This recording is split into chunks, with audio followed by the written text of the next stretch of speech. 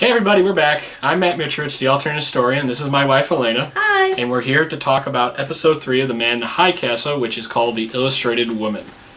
Right? Illustrated. Let's go with Illustrated Woman. Yes, let's go with Illustrated Woman. Women. Elena, would you like to start us off? What's the plot summary?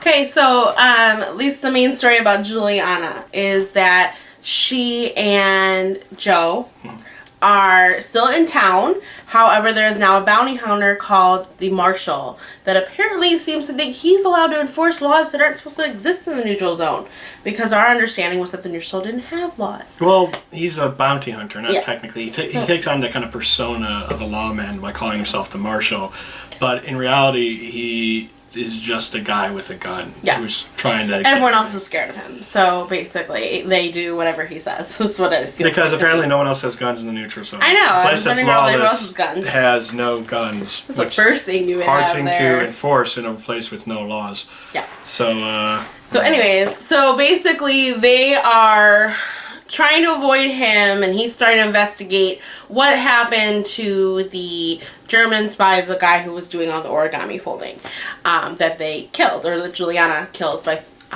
in the last episode before. So the other thing is that her and Joe are starting to do some research on the things they've discovered that the German was carrying, and from that they started going into a cave where they have found other people that are chained up and those kinds of things, and she found a list. You mean like not live people, dead people? Dead people. And they found a list of names, including with Trudy's on it, her sister. Who died in the first episode. Who died in the first episode, yes. And who else's name was on there? Her boss at the diner, whose name escapes me. You have to check the character list. We'll check it later. And we find out that he's Muslim. In the story as well, and the Marshal makes a comment about that as well towards him, and so points out that must be illegal too. But again, in the neutral zone, I thought everybody's allowed the neutral zone to be who they are. Is it illegal? Did they actually say that's illegal? I don't know. I don't think he made it feel illegal, but it just made me feel like can't be Jewish or Christian. You can't be. I'm curious how Islam is treated. That religion is just not allowed, because technically, not Arabs would be considered. Some Arabs being a Semitic people probably would be really low on the Nazi racial hierarchy, but then you got to think about non-Arabs who are Muslims, like people of the Central Asian nations, India, Iran. Then that's just, let's think about what does it mean to be Muslim in the Japanese sphere, because they apparently also ban Bibles, so they also ban the Quran as well. It's something, except for one character in the lonely town in the neutral zone, you don't hear much about Islam, but this is the first time we've heard it. But. So, and then the other thing that the Marshal does while he is in town is that he takes it upon himself to find out where the German spy got his Bible, finds out that also a young woman, Juliana, also got a Bible from this bookstore owner, and in the end hangs the bookstore owner in town for everyone to see. Well, not just because he sold the book, but also because he believes that he is one of the people that he's a bounty hunter, so one of the people he's looking for, who may be a Jew who escaped from a concentration camp, or at least somebody a political enemy, whoever, back east, and ended up in the new identity in Kansas. At least that's what implied. It could not be. He might just be saying it is just to get the money. I'm curious. They don't really go into much details. It's just kind of, they showed a picture of the person he's looking for, and I'm not sure if I completely believe it's the same person. No, I didn't think it might just have been like, if I send it back, no one's going to ask any questions. Right, and I just think, okay, so my question about bounty hunting I've watched reality show that I probably shouldn't have been watching that includes bounty hunting. It's a famous show that was on. And so within that, they always brought the people back to jail, or to the people that were prosecuting them, so why is he, as a bounty hunter, just leaving him hanging in the middle of the town and just... He did it.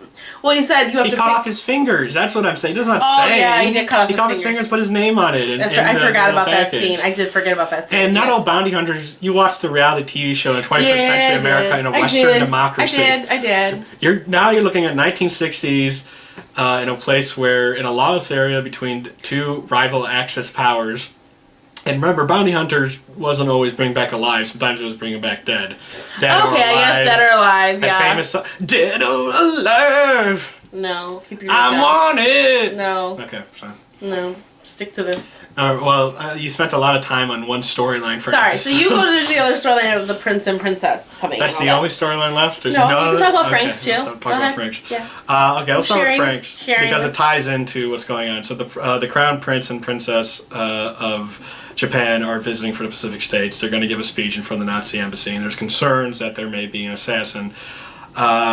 Whether there actually is or not, I don't know, but it seems like there is someone thinking of assassinating the crown prince and princess, and that'll be Frank, who, had to actually tell. We found out his sister is married. He was out on business, so he's not. They sort of just kind of glossed over that in the earlier episode, but now he is there, and it led to a pretty traumatic scene where Frank had to actually confront his brother-in-law and say that his wife and kids were dead. And then later he runs into them again because he found out the truth for what really everything that happened. He blames Frank for killing them by not doing enough to save them and everything like that. And Frank is kind of pushed over the edge. He goes back to work, and if you remember from like the one in the first episode, they're making replica guns, but I guess they're not actually working because later when he's working on it, DJ Quayle, and I can't remember his character's name, sees him working on it. It's like, that's not a replica, that's the real thing. He goes, just ignore it. He gets pissed off, pushes his friend aside, and it's like, it's strongly implied that Frank is going to kill the crown prince and princess. Can I answer that question? I'm not understanding this whole. Why are they making lots of replicas in a factory of guns? Are they toys for They kids? mentioned that in Are the first- they? They Did I mentioned- miss something? They mentioned that in the first episode because they said that the Japanese really like to buy like Americana. So a lot of stuff that, okay. so these like 6-shooters, cowboy, and everything Okay. like Okay. that. Okay. So they're building Collectibles. that, yeah. But in saying that they're actually legit things when in reality they're cheap copies that don't work. Got it. Which is something actually that was a big issue with the book as well. That the character Frank in the book did that. He was just making like fake Americana items for Japanese to buy, and he eventually left that because he wanted to make original stuff that people would buy. And it looks like this Frank is going in a different direction, while the other Frank was just trying to lay low and do something for himself. This Frank in the show Kick some ass. or fail miserably. Or Yeah. fail miserably and potentially cause more people to die. It's difficult to say that he's gonna. Yay! We killed the crown prince and princess of Japan. Now everyone's free. America. No, not happening like that. No. Well, you're the one who suggested it. Joking. I just feel bad for the guy. I feel bad for the guy. I mean, the girlfriend left. Mm-hmm. Okay, and then he's punished because she left and he has no idea where she went. Mm-hmm. I feel bad for the guy. The poor guy, and his family. My heartstrings are being tugged right now. Okay, and of course, Tagomi, the trade minister, which we decided to call him, because I think it's his last name, but I'm not sure. Because I do know certain cultures they put the surname first, so I'm not sure if that's the same thing with Japan. I know in Hungary they do. So, Okay. Yay, Hungary fact. Okay, I'll cut that. I hope so. No, I'm not going to do it. And he seems like he has some relationship with the princess. Did you catch that? They seem like they know. Yeah, each there other. was. I was trying to be like, does she like him and want Or him they to come just- to her room later? Why is it always Or is romance? there It couldn't just be that they're friends. No. It's straight. No, I want love. Older gentleman Not love. and young woman, you immediately assume that they have some Yes, romantic yes, I connection. do. It could Yep. just be simply that they're friends. Love. All right, fine, whatever. Well then, I hope not, because she's married to somebody. Are they married, or is she just a sister? Oh no, I'm pretty sure they're married. The prince Really? and princess. Is that? I don't know if that was clear in the show. Because she said your father is not our father. She made that comment. Your father Your is the father. emperor. Okay, so yeah, it's his wife. When she was giving him This is encouragement in the limo. Okay, and of course the crown prince is very concerned because, and this is going to cause a rant. So I'm sorry, Darren, I'm not going to talk for a while. Go for it. Sip my coffee. You sip your coffee, okay. He said in the car ride to his wife that he's really upset because the Germans have rocket planes that shoot him across the sky, and they have to go ocean liners. And oh god, Oh, he's been talking about Why? this for Why? days. why are they like dumbing down the Japanese? Why do they make? They had they were researching jet aircraft during the war. It's presumably, yeah, they call them rocket planes, but they didn't look like rockets to me. It looked like just supersonic jets, a supersonic jet engine at the most, like a Concorde before those, remember those planes before they were eventually discontinued? Look it up. Presumably once they won the war and had the resources of all of East Asia and possibly India and Australia and Western, North and South America, perhaps, that they would continue researching them and build them.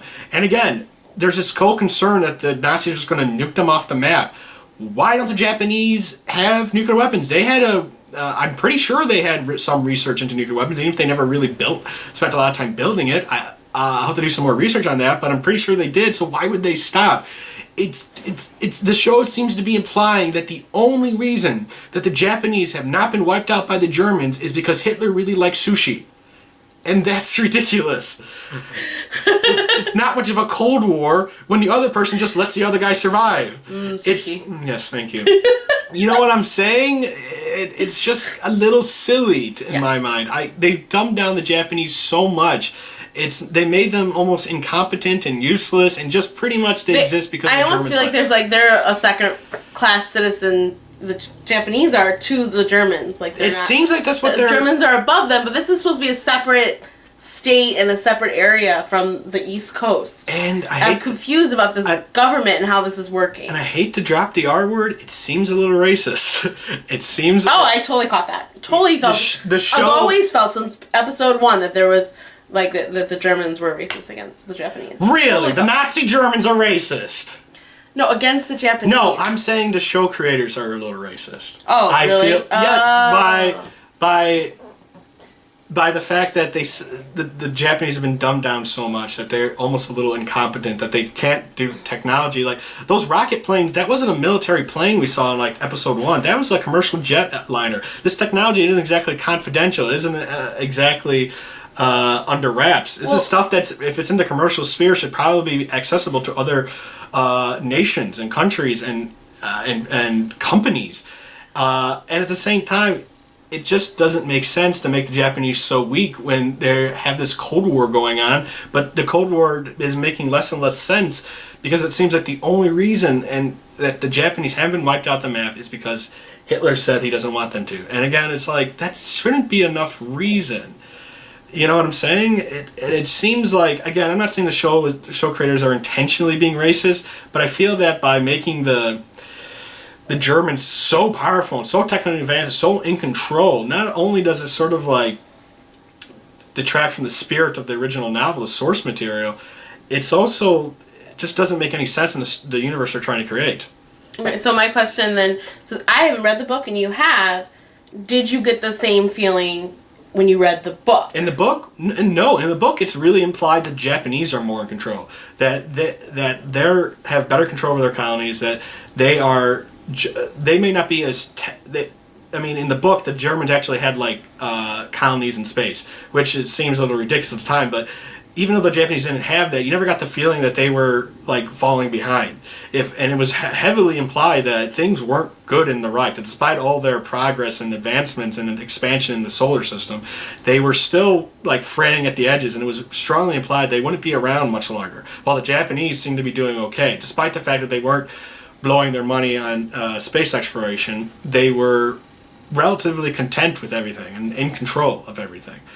And again, I just don't like how they seem to be so weak and so indecisive and apparently falling apart. Because even the Crown Prince said that the Germans are, we're losing control of our empire, and the Germans are ripping the tide around theirs. And I'm like, he did mention that, really? Because I feel like the Germans have a resistant movement in America. We know that. And then what about some of the other resistance movements? Are we telling me the French resistance is gone? What about the partisans and Chetniks of Yugoslavia that in our timeline were one of the few countries to throw out German control on their own without outside influence? And you're going to really tell me that with the size of the Soviet Union as it is, that there aren't someone fighting somewhere in some guerrilla fashion? It seems a little unbelievable that the Germans are in that much control, especially if the Japanese have to deal with such as large, if not bigger, empire than the Germans would have. Again, I don't it's one of my biggest pet peeves. I think I've complained about it in every single review we do. I don't like how the Japanese are being portrayed. I really don't. And it seems, again, I hate to say it's racist. I don't think the show creators are intentionally set out to be racist, but I can't really figure out a better way to describe it. They made the Japanese so weak when I don't see a reason why the story would be hurt by any way by having them be as equal to the Germans in terms of power projection, because that was the Cold War pretty much in a nutshell in the 60s between the Soviets and the Americans. So why not do the same thing? It just seems a little silly. I don't understand. It doesn't really make logical sense. That's just my opinion. Sorry, I ranted a little bit. Is there any topics you want to cover? Because before we go on? But I'm interested in the book how you said that they were doing space travel in the book. Because in the back of my mind, I was kind of thinking like, so are things still going to happen in the 60s, like going to the moon and such like that, or are we just going to? They show a rocket again to the first episode. They showed that rocket in that that little newsreel footage, that propaganda piece. But they haven't really talked about it. I really hope they don't. I mean, like, it's a side subject. I'm just thinking of all the other things that happened in the 60s. Like, we went to the moon and those kinds of things, and so did that happen, and the Beatles, and... Well, that'd be decadent in this society. Yeah, I don't know, I'm just... But when I say I hope they don't with space exploration, I mean I hope they don't create off-world colonies like they were talking about in the book. I mean, as good as Dick's original novel was, it was pretty implausible in certain... And I mean, just being able to invade the United States and divide it between themselves, the Germans and Japanese doing that, is implausible in the extreme. Because, first off, Germans never really had a navy to speak of during the war, and while the Japanese did, they still had to get past the Pacific Navy. I mean, in the original novel, the actual point of divergence much early on when FDR is assassinated, and there's no New Deal and other attempts to lessen the blow of the Great Depression. The United States doesn't really prepare itself for war. But even then, the United States has always been a pretty heavily armed society. Even if we wouldn't have mass organized armies and a massive navy and hundreds and thousands of aircraft, it still would be a quagmire to occupy the a country the size of the United States with the heavily armed presence it would have. Again, they said like, oh, they dropped a nuclear bomb. Yeah, that would have helped, but remember, Japan only surrendered after 2 nuclear weapons were dropped on it, and even then, its navy was gone, its air force was gone, its army was in tatters. They were handing out bamboo spears to women and children and telling them that as long as you can take 1 American soldier down before you die, that's a success. And even then, even after the first bomb was dropped, there were still generals arguing with the emperor about keeping the war going, that they could survive it, and it wasn't only and they were still arguing if there's a second bomb was dropped. That shows you how serious it would have been to really force someone to end a war with a nuclear bomb. Remember, the United States is a much bigger country than Japan was, so they could probably lose a city or two. And granted, I know they said it was Washington D.C., but that might cause some craziness depending on how many people politicians are in Washington D.C. when the bomb goes off. But I have it hard to believe that the government would just collapse, because being a federal republic that we are, we have the state governors, we would have people outside of the city for whatever reason. Things could keep going. Something would happen, even if it had to be, God forbid, some general just taking over.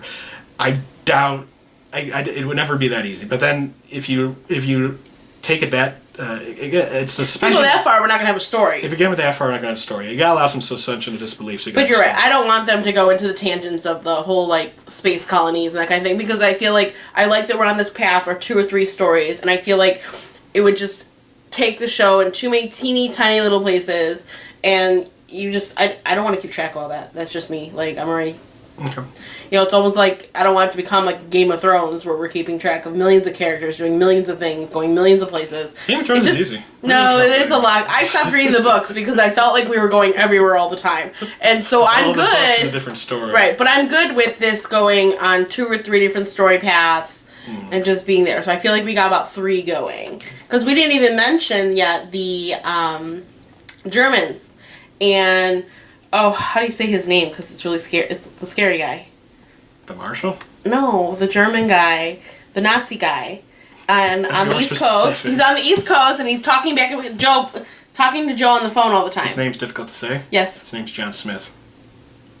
Really? Yeah, his title is Obergruppenführer. There we go. That's what I was That's trying not to say. his name. Okay, that's what I was trying to say. It's like saying So Khaleesi, that character Khaleesi. No, her name's I love Daenerys. Khaleesi. I love that name. But that's not her name. That's her title. Beautiful. You like babies? It's like calling someone queen. It's a beautiful name. It's not their name, though.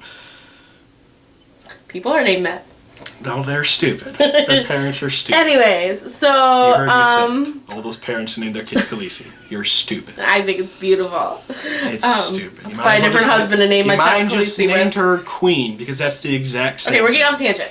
I'm trying to say we also didn't talk about him and how he has a man under his captivity who he's torturing to get information out of. Yeah, I forgot about his storyline. Yeah, he's trying to figure out who shot up his car, and they captured one of the surviving members of Resistance who did it.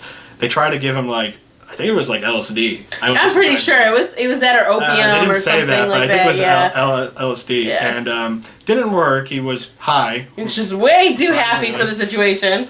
But apparently once he sobered up, he apparently gave a name to somebody. They brought some Nazi guy down from the office. They said he was the one who's been giving secrets to the Resistance, and they're going to kill him. And he's freaking out. He says, no, he's lying.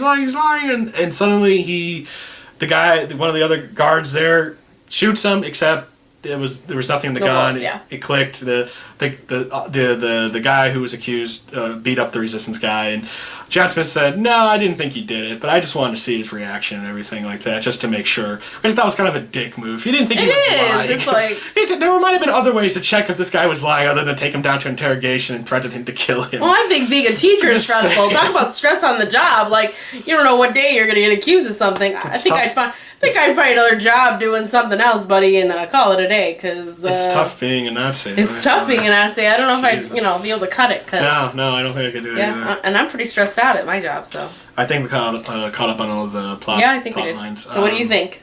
What do I think? I'm still enjoying the show. I want to know more about where the film, The Grasshopper Lies Heavy, is going. I want to see how Joe and Juliana are going to fight the Marshal. I kind of want to see how Frank's character continues to develop. That being said, I'm not enjoying a lot of the geopolitical stuff that we're getting. I was a little concerned about it when I first brought it up in the first episode review, but now that we're by episode 3, I'm just annoyed by it. I just sort of want to let it go because it's like I don't think they're doing it well. They're really they have this vast world to play with a lot of interesting topics and a lot of interesting people involved in it, and the show producers don't seem to know what they're doing with it. And I feel like on a micro level they do very well, and I'm watching the show for that, but on a macro level they need to read a little bit more history and some more alternate history too, I think, just to get a better idea of things you gotta look out for when you create these worlds that are not just complete fantasies, but based on our own reality. What about you? I definitely agree with you. Where I can do without a lot of the government conversations and all just not understanding how the Japanese are the second-rate citizens to the Germans, and that I just find it very confusing and it doesn't work. I feel like it doesn't work. I'm enjoying Juliana's story, and I'm interested to see the mystery that's going on there, this list, and where this list came from, and who's behind that cave, and whose cave it is, and where we're going with that, and who gave Trudy the tape, or the I'm pretty film sure the reel. list is from the Origami Guy. They've been hunting down the resistant members. You're pretty sure, or we're Yeah, they even say that. Did they? Yeah. Oh, okay. I missed that. Yeah. But I missed that part. Anyways, so I'm just interested to see where the story's going to go for that, and I'm interested to see Frank's character development. I feel so bad for him. Mm-hmm. I just want to give the guy a hug. I really do. Okay. I feel really bad for him. And so I just want to see what's going to go, because he didn't ask for this, and he wasn't, this was not what he planned for his life. He wanted to get married and settle down and have kids with Juliana, and that obviously is not the way it's going. So I feel kind of bad for the guy. I want to see where his character is going to go. Okay. So, still looking forward to watching the show. Just wish they would focus more on the micro, and we got about 7 more episodes left, so I shouldn't hold my breath, I guess. We got a few comments. I figured I'd read them out loud because Elena doesn't always look at them. We got one from Uber Marine. He said, "I'm pretty sure the Japanese believe their emperor was a god or something like that. I'm probably wrong on that." That sounds kind of right.